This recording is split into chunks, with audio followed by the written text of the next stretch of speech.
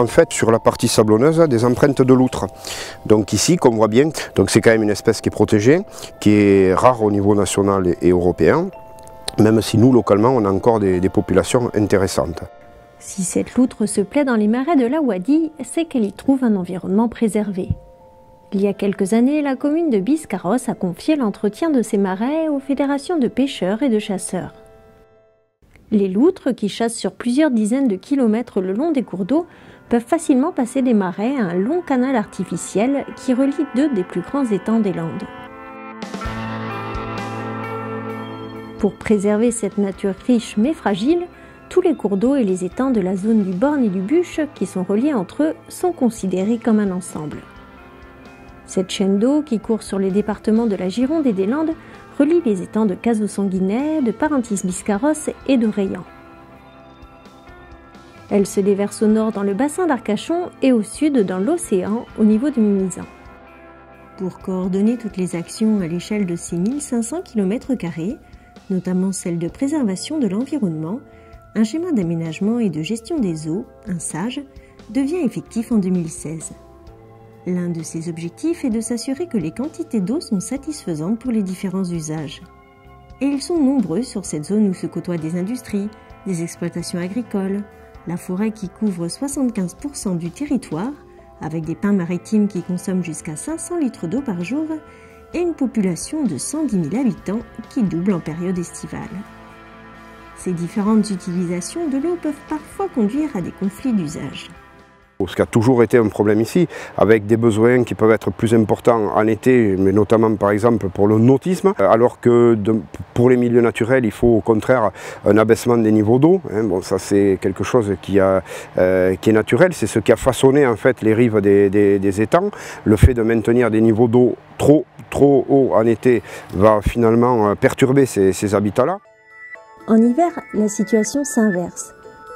En cas de forte pluie, les ouvrages de régulation répartis sur le territoire sont submergés. Ils ne permettent plus alors de gérer les niveaux d'eau pour faire face aux problèmes d'inondation. En prévision d'une urbanisation croissante, le SAGE fixe donc des mesures préventives pour limiter l'artificialisation des sols qui empêchent l'infiltration naturelle de l'eau. Gérer l'eau, c'est s'occuper des quantités, mais aussi de la qualité. Et cette qualité est vitale sur le lac de Cazaux-Sanguinet, car 2 prélèvements importants y sont réalisés pour assurer l'approvisionnement en eau potable de dizaines de milliers de personnes sur le bassin d'Arcachon et sur Biscarrosse. L'épiciculture et la conchiliculture nécessitent aussi une excellente qualité d'eau. Enfin, toute l'industrie du tourisme en dépend, avec les dizaines d'activités récréatives liées à l'eau. Il est important d'assurer un suivi à l'échelle des étangs, car la qualité de l'un peut en impacter un autre puisqu'ils sont reliés.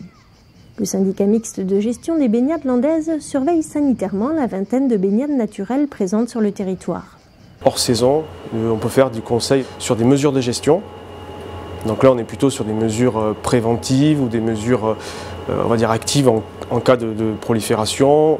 Et on fait aussi du conseil sur tout ce qui est plutôt plan d'action et mesures curatives.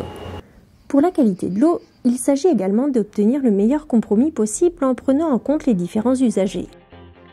L'arrivée massive de touristes l'été qui multiplie par 10 la population de certaines communes nécessite des adaptations, par exemple pour l'assainissement des eaux usées. L'industrie des hydrocarbures qui exploite près de 30 forages sur le lac de Parentis-Biscarrosse et les agriculteurs qui utilisent des produits chimiques s'engagent aussi dans des démarches de qualité. La réglementation du SAGE est acceptée par tous car elle est le fruit d'un travail de concertation. Pendant des années, la commission locale de l'eau du SAGE s'est réunie.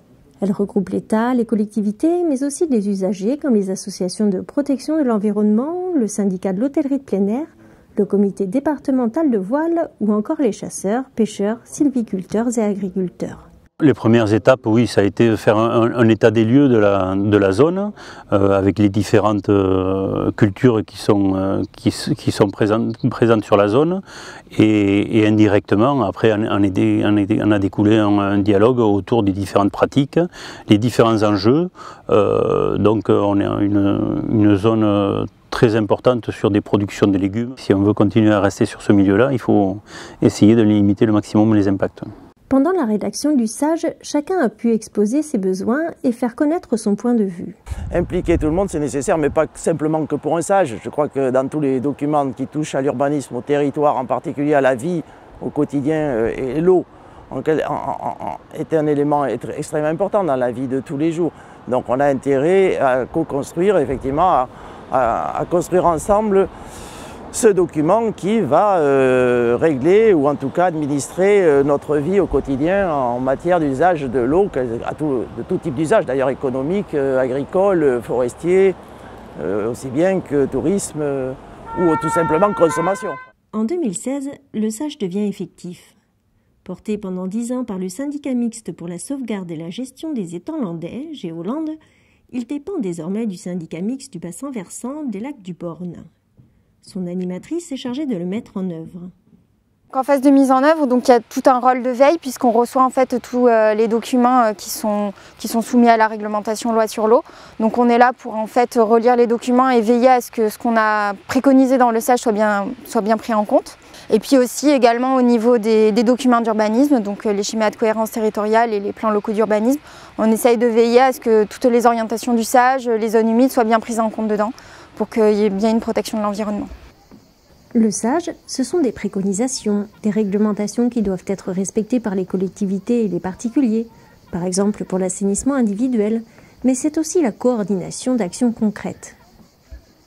Des dispositions visent ainsi à lutter contre les espèces invasives afin de permettre à toutes les activités nautiques de se poursuivre. Sur le lac d'Oreillan, une campagne d'arrachage manuel et mécanique a été entreprise, notamment autour de la base nautique de Mimizan.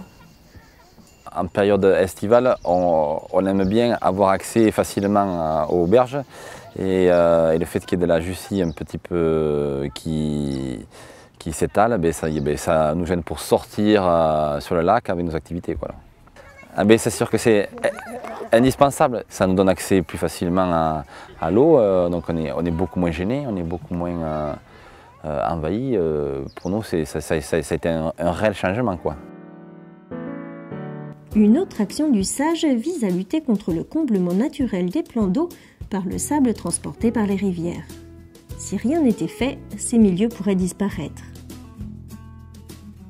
C'est donc pour préserver ce patrimoine naturel exceptionnel que tous les acteurs du territoire s'impliquent au quotidien au travers du SAGE.